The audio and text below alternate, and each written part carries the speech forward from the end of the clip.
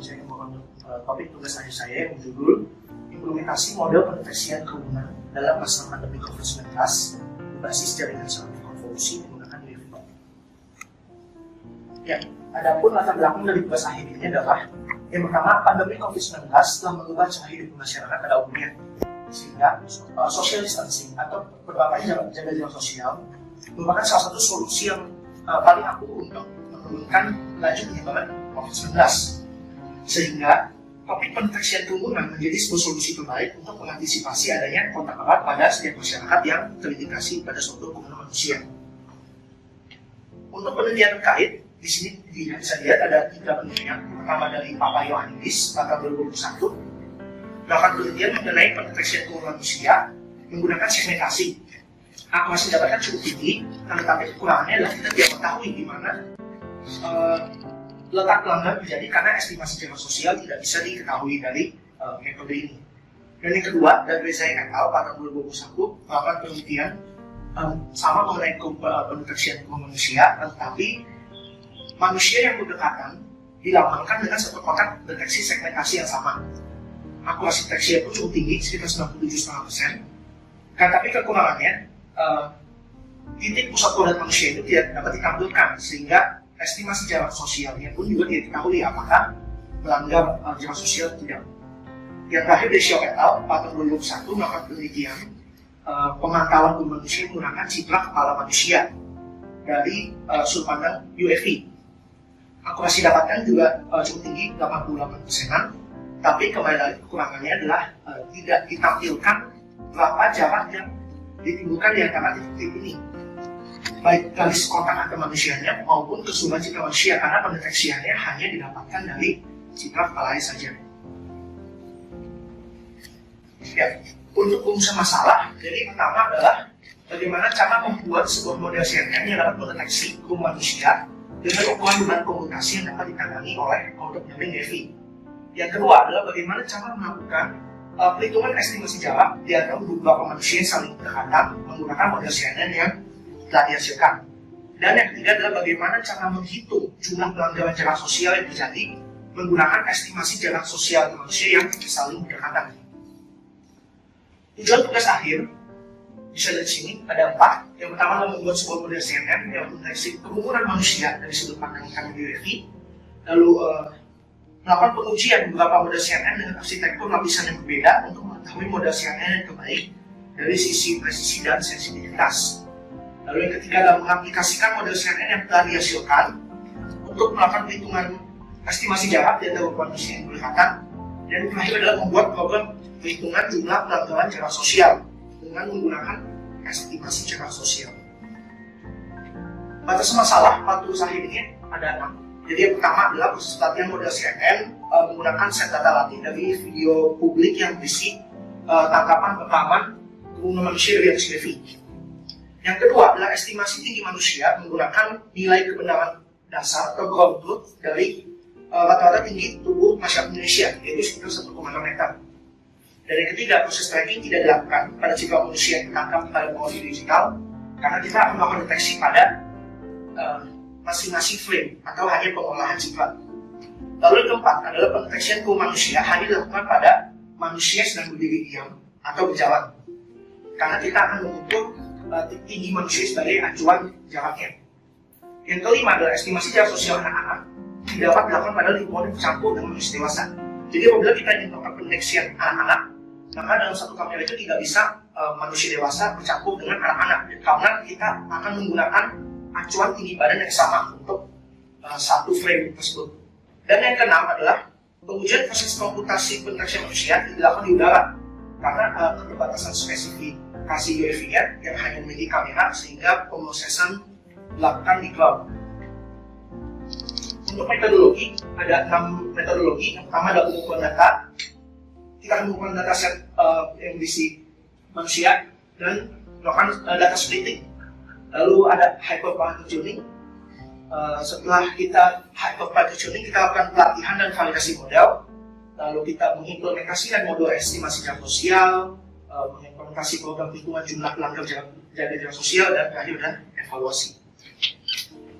Untuk usulan workflow-nya, jadi bisa di sini, jadi seperti yang sebelumnya sudah saya katakan, ya, pengumpulan data cipta, lalu akan dilabel apakah dia kelas manusia atau non manusia, lalu dia akan kita latih modelnya dan kita evaluasi, lalu kita akan memilih model dengan kecepatan inferensi dan presisi terbaik.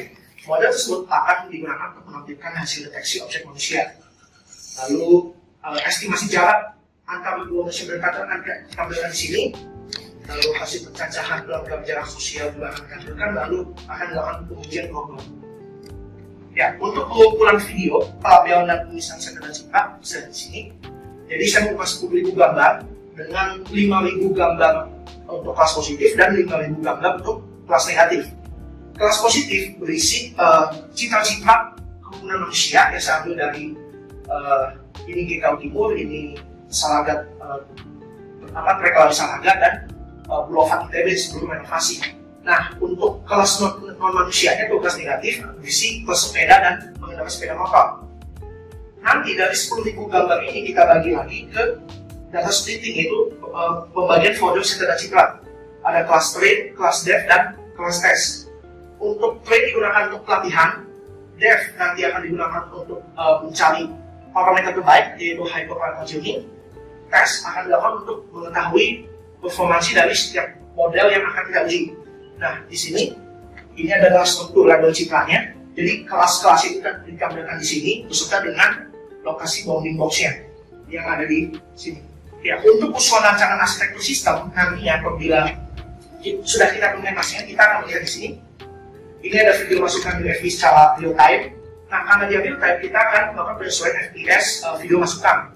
Hal ini berguna untuk memastikan bahwa tidak ada pemrosesan berulang untuk posisi manusia yang sama. Selanjutnya ada pendeteksian objek manusia. Pendeteksian ini menggunakan model pendeteksian kerumunan manusia yang telah dilakukan pelatihan. Nanti dari program ini akan diteruskan untuk menghitung estimasi jarak di antara semua objek manusia. Lalu akan ditampilkan juga keluaran tangkapan objek manusia, kotak deteksi, dan garis pelanggaran jarak sosialnya. Hasil ini akan disimpan ke dua database, ya. Jadi yang pertama itu untuk menangkap citra pelanggaran jarak sosial. Jadi citra pelanggarnya akan kita simpan, dan yang bawah ini adalah untuk menyimpan di mana saja pelanggaran terjadi dalam bentuk log. Jadi seperti posisi, waktunya, jaraknya, dan lain-lain semua akan disimpan di sini. Nah, untuk rancangan pengujian, jadi di sini ada UAV. UAV terhubung dengan remote control melalui Wi-Fi direct.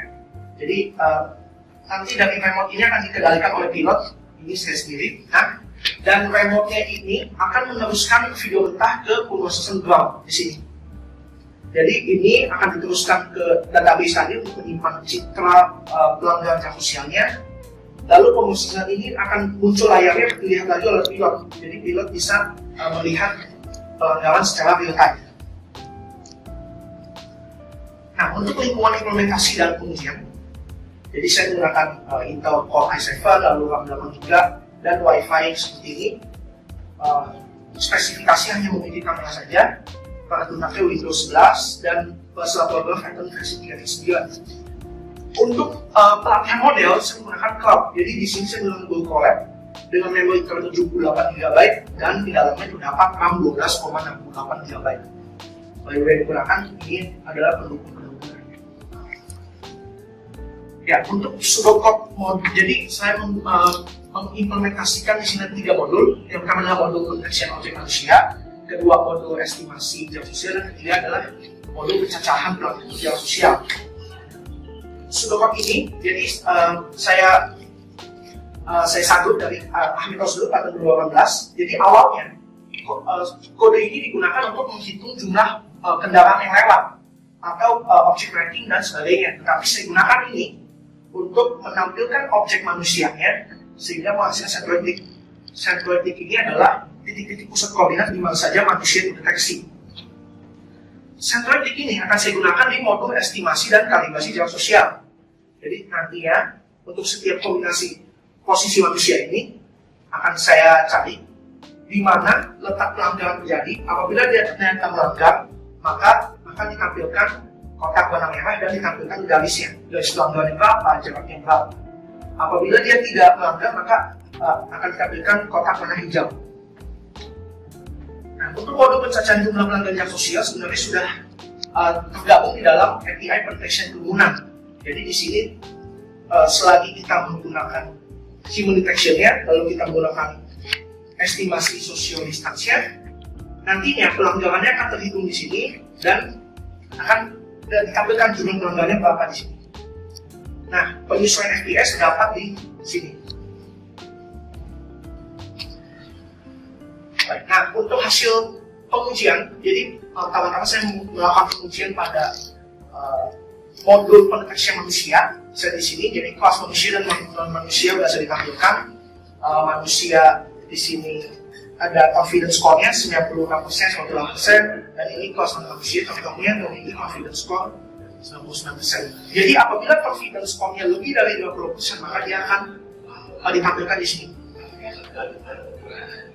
Nah, untuk pengujian estimasi dan kalibrasi jarak sosial, jadi dia bisa menampilkan apabila dia lengkap seperti ini, maka dia melakukan pelanggaran. Misalnya di sini, ini melakukan pelanggaran dan lain-lain, semuanya saling terhubung masing-masing. Nah, di sini dengan melakukan kalibrasi dan tanpa kalibrasi kita tidak mendapatkan hasil lebih baik misalnya melakukan kalibrasi, sehingga pendeteksian kerumunan bisa mendapatkan hakiran yang lebih baik dibandingkan tanpa kalibrasi. Nah, ini pengujian untuk beberapa perkiraan ketinggian. Jadi saya melakukan uji terbang di Bulaukan ITB dan Reklamasi Saraga seperti ini. Ini untuk ketinggian 2 meter, 7,5 meter, dan kurang lebih 10 meter. Bisa di sini yang pelanggaran tertangkap jelas, seperti ini contohnya. Lalu ini yang bukan pelanggaran juga akan warna hijau karena dia tidak melanggar. Ya baik, untuk pengujian program perhitungan jumlah pelanggaran jarak sosial, jadi setelah ditampilkan estimasi jaraknya berapa dan siapa saja melanggar, maka kita akan menghitungnya.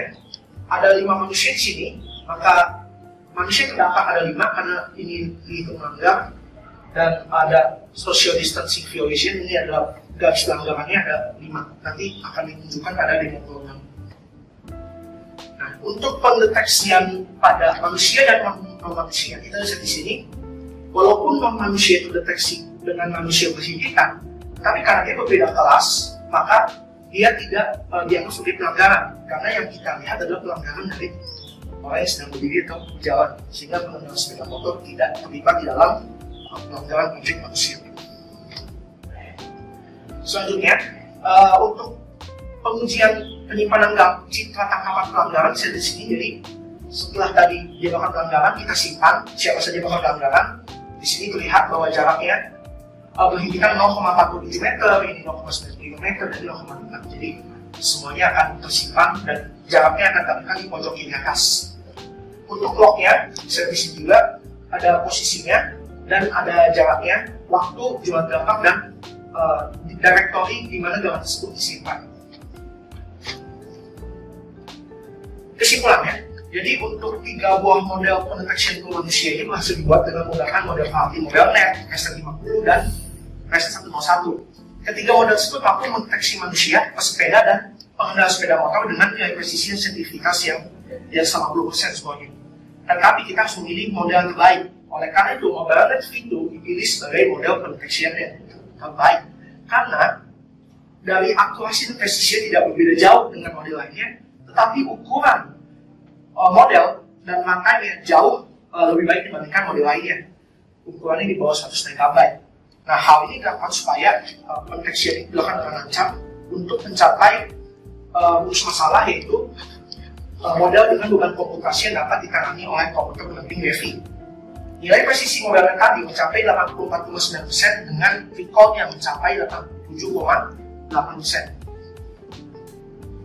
Nah, untuk berikutnya, jadi estimasi jam sosial ini juga masih dilakukan dengan menggunakan rata-rata tinggi manusia di Indonesia sebagai acuannya, yaitu 1,6 meter. Jadi dia berhasil dilakukan estimasi, akan tetapi tinggi cakupan UEFI-nya harus ditentukan terlebih dahulu supaya estimasi jam sosial dapat terkalibrasi dengan baik. Dan yang ketiga adalah program perhitungan pelanggaran jam sosial bisa diintegrasikan dengan model pendeteksian hukum manusia dan modul perhitungan estimasi dan kalibrasi jam sosial.